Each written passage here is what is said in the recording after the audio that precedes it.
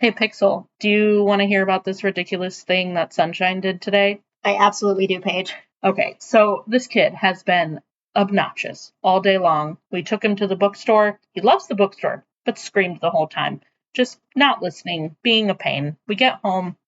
He's doing the same thing. He's just running around screaming at us for no reason. We're not really sure what's going on. So that's super great. Gave him a bath. He did not want to get out of the bathtub, screaming at me again. And I was just like, okay, time to get in bed. So I get him in bed, read him his story, all that stuff, got his pajamas on, all that stuff. And this kid has the audacity to I'm done. I'm ready to be done so I can come out here and we can record this podcast and I can just be an adult again. This kid has the audacity. After I turn off the light and get back in to snuggle him for a little bit, he looks at me and basically props his head up on his arm and goes, "How about a song?" What? What an asshole. Well, welcome to Paige and Pixel. I'm Pixel, and that's Paige. And today, on episode 2, thank you for joining us on the second step of our journey, we will be stepping through the fog into the world of Silent Hill F. But before we do that, you should know a few things right off the top. First, I chose this game because it was released within the past year, which is super goddamn timely for me, and you should not grow to expect that. Most of the games that I really want to talk about have been out for at least a decade, and I will not be made to feel bad about that. The second thing that you should know before you commit, and know this now, is that there are going to be spoilers because now listen, I told you this last week, I'll say it again. I didn't make this podcast for you. I made it for me. Paige made it for her. We're doing this for us because we need to talk about these things. And I can't do that if I'm worried about your precious feelings. So, how do you spoil a video game? What are you talking about? Okay, so that's where we're starting, folks. See, I am the gamer of this little 2-person podcast family. So Paige doesn't know, evidently, that video games have stories and twists and turns. It is a story that you consume by being placed into the action. Unlike reading, where it is what it is, no matter what you do. Video games are stories that you encounter as if you yourself are in the story, but they can absolutely be spoiled, as you will soon see. Like I said, today's game is Silent Hill F, and the F stands for fuck you. Silent Hill F was developed by Neobards Entertainment. Does it actually stand for fuck you? It doesn't seem to stand for anything. Okay. There is much conjecture online about what the F. Some say it stands for feminism or female, which maybe it doesn't make sense alphabetically. The other games were numbered. It wouldn't be the right letter number anyway. It doesn't. We don't know. Long story short, we do not know. Could stand for fungus, actually. We'll get there. It's prettier than you think. But in my mind, the F is a big middle finger to the player. Like I was saying, it's a Konami game. Konami has published all of the Silent Hill games thus far. This game is somewhere between the 9th and the 19th game in the Silent Hill franchise, depending on how you count remakes and spin-offs and kind of non-traditional game styles, like arcade games and choose your own adventure stories. So it's all of which to say it's been around for a long time, and we are kind of in the back end of the Silent Hill catalog.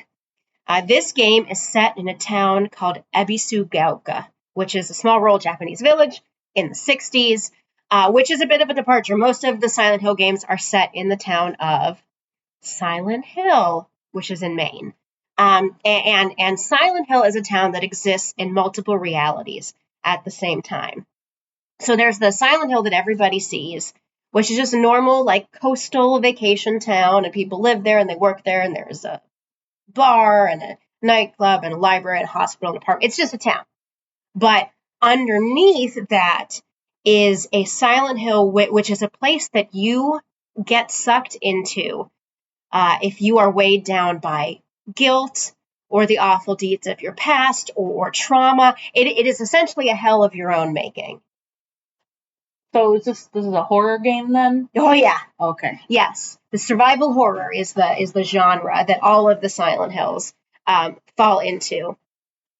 So yeah, Silent Hill is kind of hell, but not everyone seems to like belong there. It's more about like, do you think you should be there? Does your guilt, your fear, whatever, putting you there, whether or not you are a sympathetic character? It's interesting psychologically. We'll kind of get into that a bit.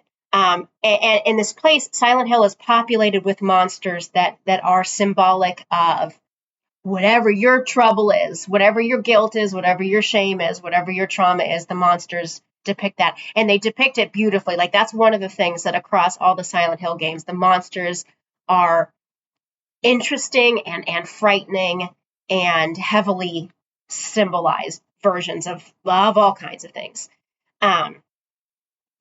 So even though Silent Hill F is not set in the town of Silent Hill, it is still very much a Silent Hill game in that, like, Ebisugelka is not just a normal town. There is the normal town, and we see glimpses of that, but there is also this, like, strange, otherworldly underbelly that these characters have fallen into, and they don't know how to get out. So, without further ado, let's rock this bitch. No, that's my intro into diving deeper. It's a catchphrase. I'm working on it. Let us know in the comments if you like it. So you, the character that you are playing as is Shimizu Hinako. By the way, the name Hinako means baby bird in Japanese, and I'm obsessed. It's like the cutest name ever. Hinako. I love it. I took a year of Japanese in high school. I can say, what is your phone number? Say what you do it. Do it.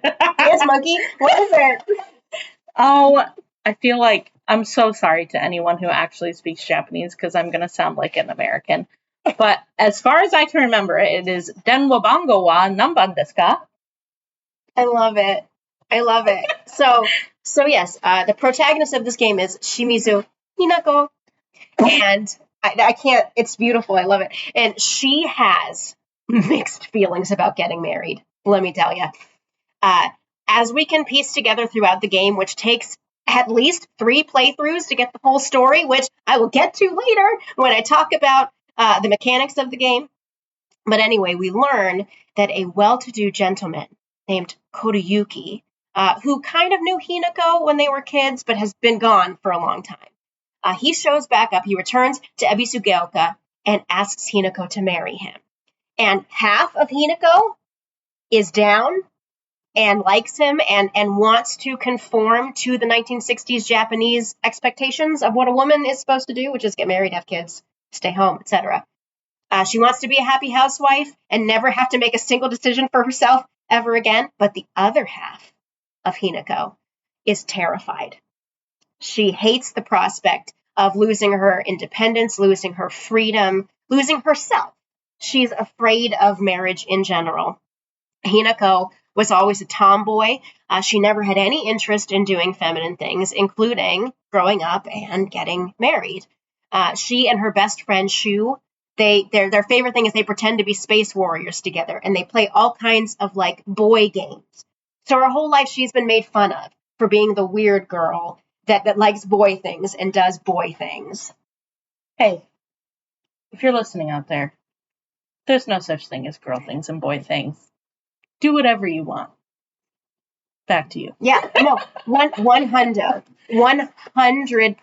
But, 1960s Japan, like, there were very much, and there still are today, very much strict ideas of what boys can do and what girls can do. And Hinako, to her credit, did not care what anyone else thought. She played her space games. She was herself. And another layer of her ambivalence about getting married is her parents' marriage.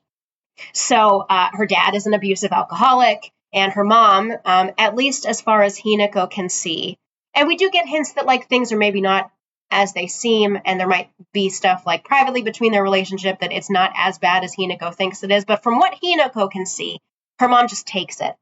just like smiles and continues to be with this husband that she should really be leaving, and takes the abuse and never stands up for herself, never gets away from it. So, and obviously Hinako does not want that future for herself. Nobody does. And I think on some level she thinks this is what marriage is.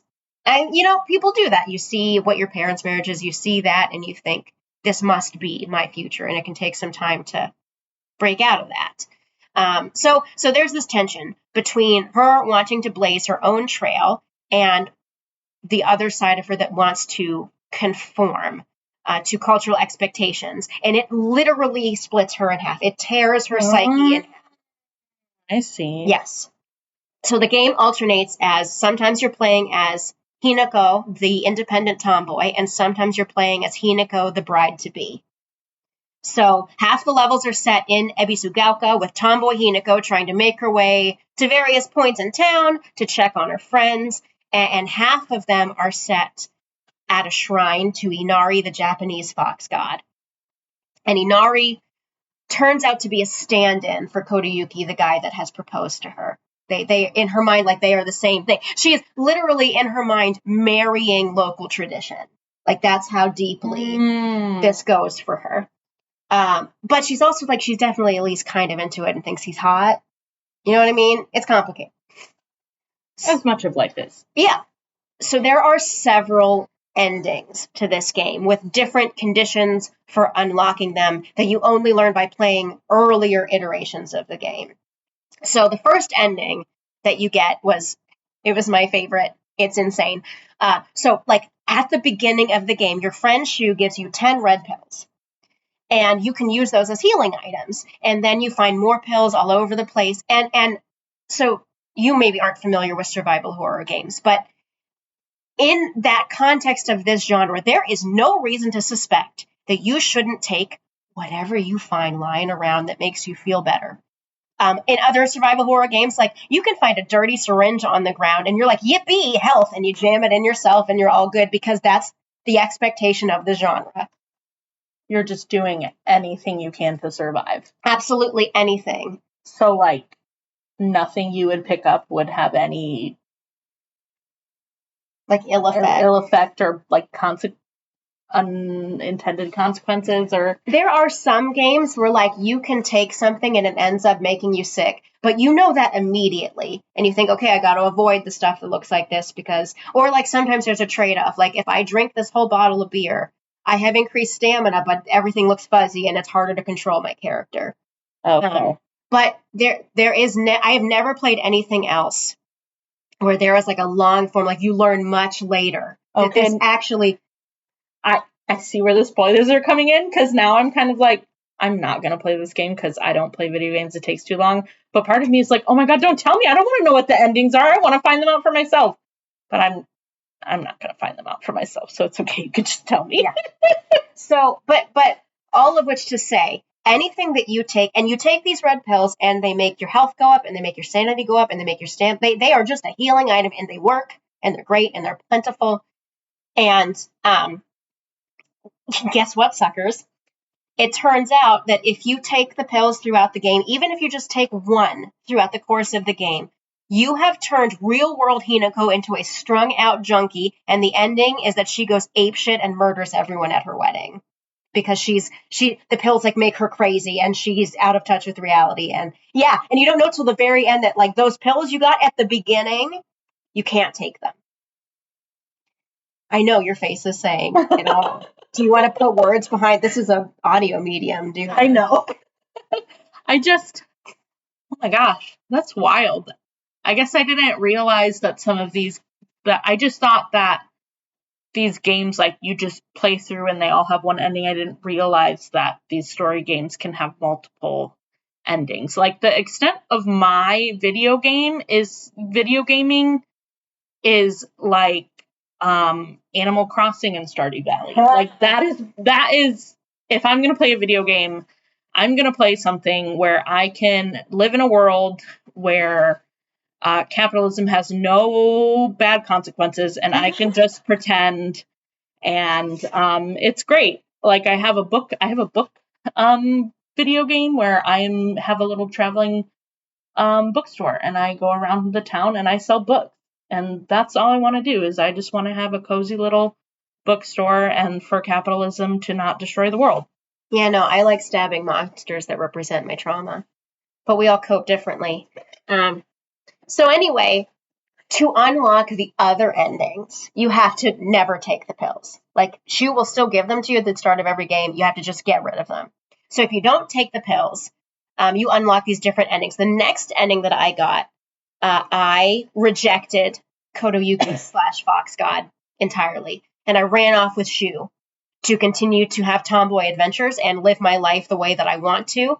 And when I say that I go with Shu, I do not mean that romantically. There's no queer coding there. Shu is a guy, and Hinako's a girl. I definitely thought Shu was a girl. So sorry. No, and that's part of what the town, like, that's part of what the other kids make fun of her for, is her best friend is a boy, and they do all this stuff, but they're not together. They're just best friends. But it's a little more complicated than that, because Shu is definitely into Hinako, and there is never any indication that she reciprocates those feelings. Sounds like a great start to a romance book. We'll get there. So, and honestly, like, I personally found it kind of refreshing, because I feel like so often stories with female protagonists boil down to, will she fuck gentleman A or will she fuck gentleman B? And like, her entire future rides on that decision. So I kind of liked the idea that, like, this ending has nothing to do with a romantic adventure. It's just like they're best friends, and this is the path where she is going to be herself. And I thought at first that, like, this is I thought I'd gotten the good ending. I thought this was the happy ending. And it turns out that if you do this, if you reject Kotoyuki / Fox God, the Fox God abandons the town of Ebisugaoka in real life, leaving the town vulnerable to a water dragon deity that destroys the whole village. So, oops. Honestly, fuck that village. I mean, honestly. Still sounds like a happy ending to me. Honestly. But it's not supposed to be. Like, we'll get, and we'll get there. We will get there. Because I want you to make note of, like, the idea of abandoning tradition entirely is heavily punished by the game, which we will come back to in a bit. But, like, the message is not abandon tradition, which I don't like. We'll get there. We're getting there. The third and final ending I got is the one that's considered the good ending.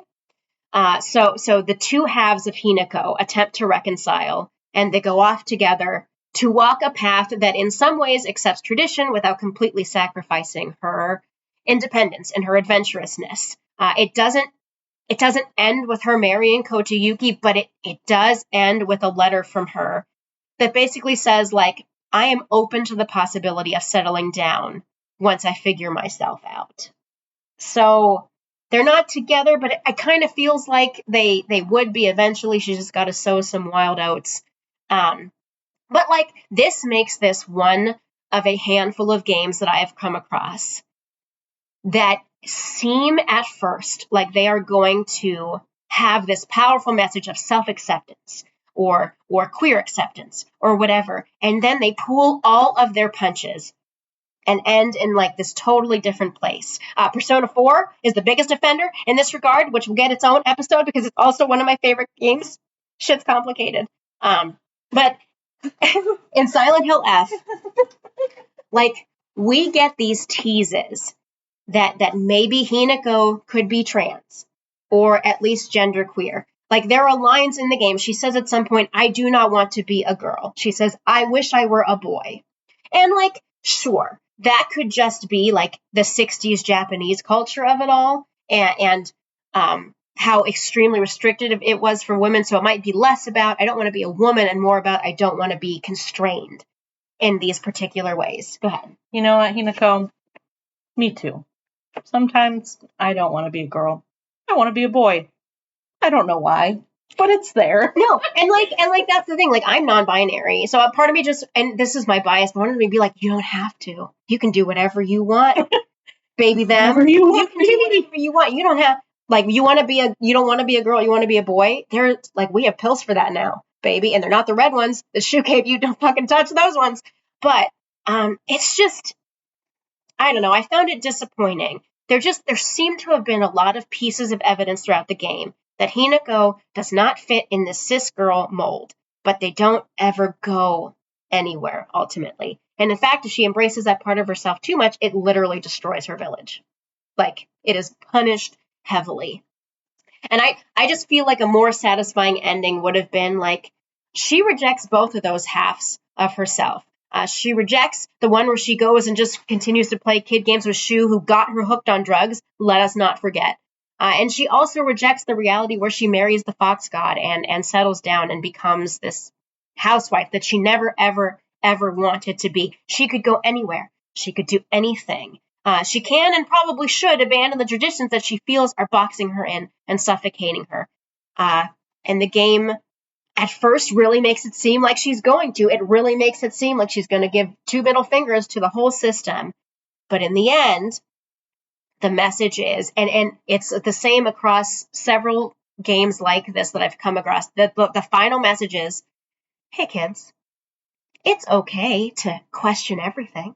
It's okay to feel like you don't fit in and want to rebel against the system. It's okay to think you might be gay, to think you might be trans, or that you don't want to take over the family business, or that you don't want to get married. But ultimately, what's best for you and everyone, what the mature thing to do is to settle the fuck down and be cis and straight and embrace tradition after all. And I hates it. I hates it so much. For me, it'd almost be better if they never broached those subjects in the first place. Right. If the message is going to be like, you know what, now that I've thought about it, the old safe ways are the best ways. You know? Wrong. Exactly. So, Paige, you're going to ask me what my favorite moment was. So, what was your favorite moment then? Okay. My favorite part of the game only actually happens in the first playthrough. Nice. And it's towards the end. And you're in the Fox Shrine world of the game. So for most of the first playthrough, Hinako looks the same in both worlds. She just has different weapons. But that changes after this level. So you are in a section of the shrine that has all of these rooms with different kinds of doors. And some are just regular doors, and some have doors that lift over your head, and some like a garage door kind of a situation. And some have doors that have the symbol painted on them. And then there's these like long stretches of wall that have a different symbol painted on them. So you go through the first time, and you can only open the regular doors. All the other doors are inaccessible to you. In the first playthrough? No. So you have to go through this area several times in the first playthrough. Gotcha. Yeah. So the first time you go through the area, you go through the regular doors. And you find the stuff you need to find. And then at the end of that little section, there is a cutscene. Do you know what a cutscene is? Yes, I know what a cutscene is. I'm trying to be accessible to you. I'm not a complete idiot. Okay, so there's this cutscene where we see this ritual where one of Hinako's arms is replaced with a huge fucking fox arm. For the whole time? The whole rest of the time? The whole rest of the time she's at the Fox Shrine. So this is where her appearance becomes different between the two worlds. Is like they alter how she looks in like Fox God world, but not in town world. And that huge fucking fox arm becomes her only weapon after this. And it hits hard. And has like this charge attack. Yeah, it's pretty cool. It's pretty cool. So now, after you get the fox arm, you go back through the same area, but now you can lift those heavy overhead doors with that fox arm, right? Okay. So then you get everything from those rooms. And then there's another cutscene where you do another ritual where they brand this huge symbol on her back. And guess what the symbol is? Oh, no. It's the symbol that's on those doors. The other doors that had symbols painted on them. So then you can go back through, and now those doors just magically open for her. And after that, after you get everything in those symbol doors, there's a final cutscene for this section where Hinako, her face is replaced with a sewn-on fox mask. Yes. That's terrifying. And after that, she can spend some of her sanity, which we'll get to how that works. She can trade some sanity and walk through the walls that have those symbols painted on them. Let me just say that I don't know why, but for some reason, people wearing animal masks are the most terrifying things to me. Like, there's this phone game that I play, and there's like it's a bunch of different apps, but it's like all one story, and in one of the stories at the end they're all wearing different animal masks, and I don't know why. That just is the freakiest thing to me. I just want to say to our furry listeners that I love you and I accept you, even if that's not what I meant. It's when they're just like, it's a human and they just put on like a cheapo mask, which I guess I thought furries did like the whole costume. They do most of the time. We're not going to get into this. I'm not an expert on furries. Anyway, that's not what I meant. We care about you. You're welcome in this space. So anyway, this part was super cool. I had a lot of fun with it. Unfortunately, it only happens in this way during the first playthrough. In later ones, like, you come to this level and it looks the same, but you can go through all of the doors, so it goes by super quick. Like, you just go get all the stuff you need. There's no cutscenes in between. Okay. Like, you get in and you get out. Because in subsequent playthroughs, like, once you have unlocked the fox arm and the face and the symbol, the game just gives those to you kind of early on at a fox shrine level. And just like, oh, here you go. Oh. Which makes it much easier because the fox arm, I'm telling you.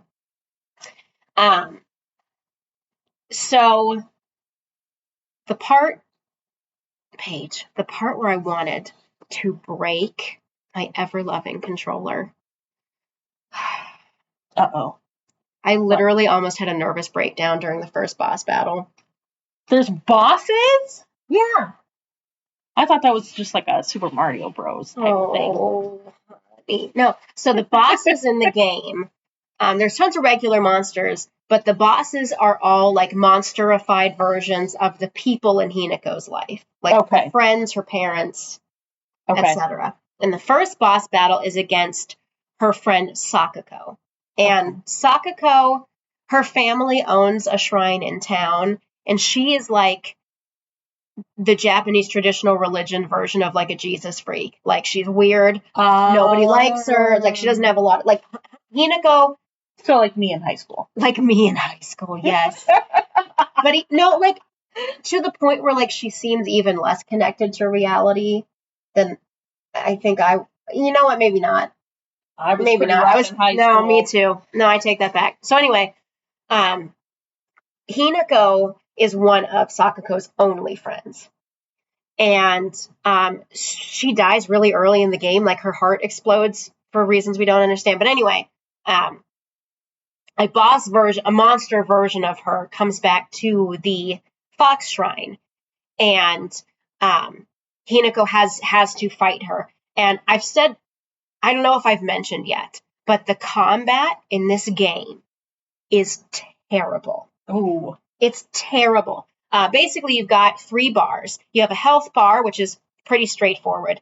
Your health goes down when you get hit. You drink some tea or eat candy or something, and it goes back up. Then you have a stamina bar, and that's consumed every time you dodge or run or strike. And it slowly refills whenever you're not moving. Okay. And then you have your sanity bar, and sanity is consumed during charged attacks. You hold down a button, you charge up. You hit really hard, but it drains some of your sanity, so you can only do those tough attacks. Okay. You can only do a few of them before you need to find, like, chocolate, and that ups your sanity. Or that's Ramune. Fantastic. Yeah.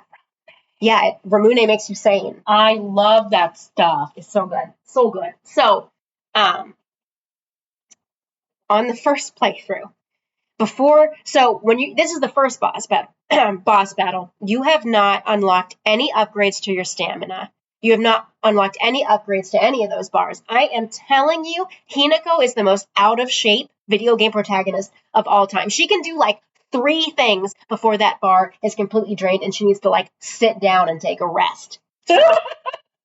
I mean, also sounds like me in high school.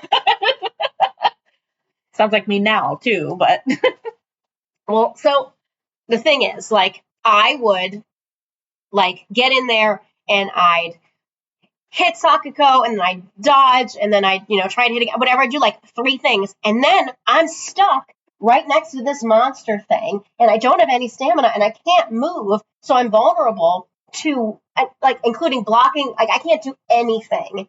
So then, like, Sakuko hits me and I'm just a sitting duck, right? I would do barely any damage. I'd be stuck motionless until Hinako caught her fucking second wind. And also, without upgrades, charged attacks, like where you can actually hit hard and do damage, take forever to charge up. So you have to stay there motionless, charging. And if, like, Sakuko moves out of range, the attack doesn't do anything. Or if, like, she hits me, it disrupts the charge.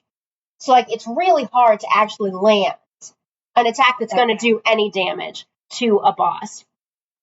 It's just the first boss battle handed my ass to me so many times before I, like, got the hang of doing a charged attack, running away, recharging my stamina, getting back in there over and over and over, which is another reason that the combat fucking sucks, because it's just a formula. Like, you figure it out, and once you figure it out, you do the thing you need to do over and over and over again until the enemy gives up, and it's that for every enemy. For all of the bosses, it's like that? I mean, they have some differences, like, the attacks look different. They might have a thing where, like, you have to hit them real fast to stop them from doing a big attack, but, like, by and large, the way I played the whole game, the way I fought every enemy, bosses and not bosses alike, is charge up, hit them, get out of there. Charge up, hit them, get out of there. Charge up, over and over and over again. The whole time. So the combat, and we'll get more into other things about the combat system in a bit, but, like, it's not good. And that's not even the worst thing about it. We'll get there. But first, so I had asked, my idea, I had asked Paige to ask me what character I had a crush on. Because inevitably I do, right? I almost always end up catching feelings for somebody in these games. The thing about a video game, you spend a lot of time with these characters. At least the games that I like to play. But honestly, there was not a single character in this game that I even kind of liked. Let alone caught feelings for. So I reject that question and I am submitting my own, which is the character that I wanted to beat to death with my bare hands. And that character, that character is Rinko.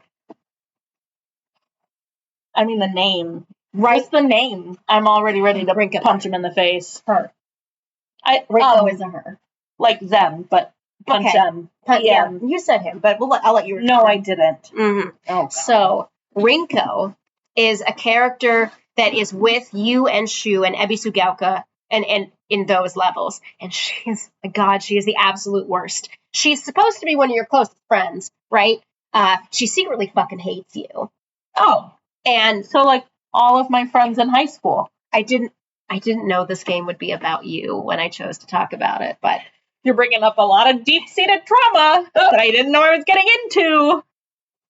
So, like, one of the levels of the game is set in their old high school. And you find all of these notes and, like, diary entries and shit written by Rinko about how she only hangs out with you because she thinks you're weird and that she'll look better by comparison. And also she gets to feel like a good person for being your pity friend. Like, these are all things that she wrote. But she also hates you. And the primary reason is because she has a big old crush on Shu. She is in love with Shu. And Shu only has eyes for Hinako, baby. Rinko is awful. She's awful. She pushes Hinako down a flight of stairs when Hinako is just looking for medical supplies. Like, she's constantly trying to get Hinako away from her and Shu so they can be alone together. So, like, she'll send Hinako to, like, hey, can you go find, like, the key to get us out of here while we just, like, sit and take a breather, even though, and I cannot stress this enough, you have already been doing all the work anyway. But they need a rest. They need to sit down while you go do all the work for them. Hate people like that. Awful. Rinko is awful, and you learn more about her on every playthrough, and it just furthers, like, there's never anything redeeming. It just furthers how awful she is. She's just a bitchy high school mean girl who wants Hinako dead, even though all Hinako ever does in the game is, like, try to help her and, like, be a friend to her. But it's fine because she gets what's coming to her when the Fox Shrine, Hinako drops her into a river of lava. If you have friends like that in real life, dump them. They suck. Okay? Thanks. And I think some of it is, like, Hinako didn't know that until she finds the letters and stuff. Like, she wasn't aware. But she pushed her down the stairs. That was after the Silent Hill shit had already started. Like, things were bad at that point. Okay. We don't see any interactions before the monsters have arrived. But I don't know. Maybe she was awful. I imagine she was awful the whole time, and Hinako was just kind of oblivious to it. But we don't really actually know. Okay. So let's talk mechanics. This is primarily what I'm talking about when I say that the F in Silent Hill stands for fuck you. In a lot of ways, this is just your standard Silent Hill survival horror game. It's fairly linear. You can wander around a bit, but you definitely, you have to go to certain places in a certain order. There's things you can pick up to boost your health. There's various melee weapons. The upgrade system, it's actually kind of cool. Like, there's these shrines scattered throughout the game, and you can find, various artifacts that you can place at the shrine in exchange for faith, and then you can spend faith to get certain upgrades, like stamina and health and stronger melee weapons, whatever. That's how faith works, right? I mean, it's innovative. It's a different. I thought it was kind of cool, but it's not directly how faith works, I would say. But I liked that part. But so these shrines are all over the map. And speaking of the map, the map is so hard to use. And I'm really bad at maps anyway because I have the spatial reasoning skills of a baby sea turtle that's confused car headlights for the full moon. But the game map, the game map is hand drawn, and it's pretty. The art style is pretty, but it's really hard to see which paths are open and which are blocked and which ones go where. And there's so many times where the place that you're supposed to go will be circled on the map. And it'll be way the fuck over there, and you're over here, and there's just blank paper until you move in that direction, and you have to kind of figure out the map yourself. I don't know. I got turned around a whole bunch of times. I found it just play Stardew Valley. I found it unnecessarily, which is in other the Silent Hill 2 remake, the map is really easy to use. It's blueprints. Mm-hmm. This was so hard. There are lots of puzzles and riddles to solve, which I liked. There are 2 puzzle settings that I tried. There's story mode and hard mode. There's actually an even harder mode called Lost in the Fog. I did not fuck with that one. Wasn't interested. But I could not discern much of a difference in difficulty in the puzzles between story and hard mode. They were different, but one didn't seem harder than the other. In fact, I found some of the hard mode puzzles more intuitive. Oh, okay. Yeah. But whatever. The real fuck you part, as I kind of talked about earlier with the Sakuko battle, is the combat. Excuse me. I hated this game's combat in every single way. It looked horrible. Oh. And that's something I haven't mentioned yet, but this game is beautiful. Oh. That's the biggest thing it has going for it, is that it is visually stunning. The creeping evil taking over the town is represented by this red fungus thing, which is when I said F might be for fungus. But it's beautiful. It is gorgeous. And the fox stuff looks great. The shrine looks great. The artists behind this game are incredibly talented, which makes it so much more jarring that the combat looks as bad as it looks. It's slow and clunky, and Hinako would swing at a character and her weapon would strike somewhere in midair next to the monster, and then the monster would react in a way that doesn't make any sense with what Hinako just did. It looked so bad. It was animated so poorly, which is not at all true of the Silent Hill 2 remake, which just came out a year before this one. And that combat looked great in that game. I know it was a different development team, but it's the same franchise. And I went into it a bit when I was talking about the boss fight that made me want to break my controller. But in the first playthrough, before you've gotten any health or stamina or sanity upgrades, the combat is so hard. They actually, after I had played through it the first time, the developers went in and patched the game and made it less difficult because everybody was like, what the fuck, man? Like, this is this isn't fun. It's too much. Yeah. Because, like, with a video game, you gotta have that balance of, like, challenging, but not so difficult that it's just gonna get you frustrated to give up. Right. And this was on story mode. So, like, it wasn't like, if I wanted the challenge, I could have put it on hard mode. Gotcha. I put it on story mode because I wasn't interested in, like, tearing my hair out trying to beat up these monsters. You just want to have fun. Yeah. So they went in and they fixed that for the subsequent playthroughs that I did. But then, once you're in your second and third playthroughs, which you have to do to get the whole story, which I also resent, for reasons I'll get to in a moment, then the combat's way too easy. Because you've leveled up so much farther than the monsters have. So it goes from the first playthrough being a slog to the rest of them being almost too easy to be fun anymore. Wow. Because you're so jacked. It's the worst of both worlds. Like, the monsters themselves are kind of fun. You have lots of creepy iterations of dolls to represent her childhood fear of femininity and marriage. Gotta love a creepy doll. Yeah, there's a fox monster. There's this awful childbirth monster that's covered. Does F stand for fox? Fuck you, maybe. It might. It might. It could. You interrupted me talking about the childbirth monster. Okay. It's covered in these giant cysts that spit out other lesser enemies that you also have to defeat. It's horrific and disgusting. Ew. But, it's obviously a fear of, like, settling down and having kids. It's on the nose, but it's well done. There's a loud thing with a knife hand, and that represents your dad because he threw a knife at you one time when he was drunk, and that caused some trauma for some reason, right? Why would it? So the monsters themselves look cool. They are cool, but fighting them is horseshit. That sucks. It sucks. And finally, my biggest gripe with the game is that you have to do multiple playthroughs to unlock the good ending. But the playthroughs themselves don't actually change substantially enough to justify needing to do it 3 times minimum. Like, things have to be different in order to keep it interesting. And there are some differences. Some of the cutscenes, especially late in the game, are different and they reveal more information. Like, on the first playthrough, you don't know she's getting married. You don't know who the fuck the Fox God dude is supposed to be. A lot of the details aren't revealed until, like, late game on the first playthrough. Even some of them late on the second playthrough. But the vast majority of the game is exactly the same. That sucks. Except it just keeps getting increasingly easier.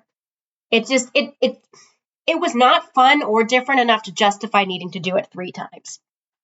This person on Facebook said F for the friends you made along the way. You didn't make any at the end. But yeah, it just, like, it felt super masturbatory on the part of the game developers and writers to force me to do it so many times with so little payoff. Like, a lot of games, they'll have a new game plus. You can play it again if you want to, but, like, to force me, I had to do it 3 times to get the ending that is, like, the real ending. Right. So, I don't know. I didn't care for that. So, overall rating. This was really tough for me, mostly because I didn't really like the game that much. But most people that also didn't like the game that much are, like, incels who don't like it because it's a female protagonist who doesn't want to get married. And who cares what women want? They're not human beings with opinions. Like, that's the majority of the criticism online that you find for this game. That's where it comes from, is these people. And some of that is that the gamer world is, like, so male-dominated. Oh, yeah. Anyway. But, like, I don't want to be lumped in with those guys, But, like, there are other valid criticisms to make about this game that have nothing to do with, like, I'm mad that the protagonist didn't have. We've been doing this for 45 minutes, so. But there are also some things I genuinely liked about this game. Like the art style was captivating. The puzzles and exploration were fun. And even though I wish it wasn't designed that I had to do it 3 times, like there are other games that I would want to replay less than I would. Like it kept my attention mostly. I enjoyed it mostly. But on the other hand, like maybe this isn't a fair comparison. Maybe it's not fair to compare it to other games in the series, but like Silent Hill 2 is one of my favorite games of all time. It will definitely get its own episode sometime. And I feel like if a franchise is capable of cranking out a game like that with a story like it has, and then remake it so close in time to this game, except with better combat, like what is this game's excuse? And maybe it's just that it was too ambitious, but like if you're gonna change the combat system, you have to at least make it look good. Like, dude, you don't understand how jank-ass this combat was. Like, find a video later. It is it is so bad that it killed the immersion for me. I was like, this is it. It's so bad. It's so bad. I feel like for me, this game called itself a Silent Hill game without having a story that has the level of complexity and nuance that has become a hallmark of the best Silent Hill games. At the end of the day, this is a story about a girl with 2 and only 2 paths before her, and in the end, it's heavily implied she'll be a good girl and mostly do the right thing. While, like, occasionally playing soccer or some shit because she's reconciled with her tomboy self or whatever. I don't know, man. Yeah, so, like, 5 out of 10? Okay. Yeah, I don't know. Whatever. Find us on fucking Instagram. Oh my God, stop! If you would like to learn more about our show and connect with us, please go to Page and Pixel PC on Instagram. That's all one word, no dots, nothing. Page and Pixel PC. Leave a comment. Tell us how much you like us. If you don't like us, keep it to yourself. My friend Pixel over here needs to have a cool down after talking about this. Or I'm fine. I'm fine. I don't think you are. Anyway, we're still workshopping a sign off, so have a great day.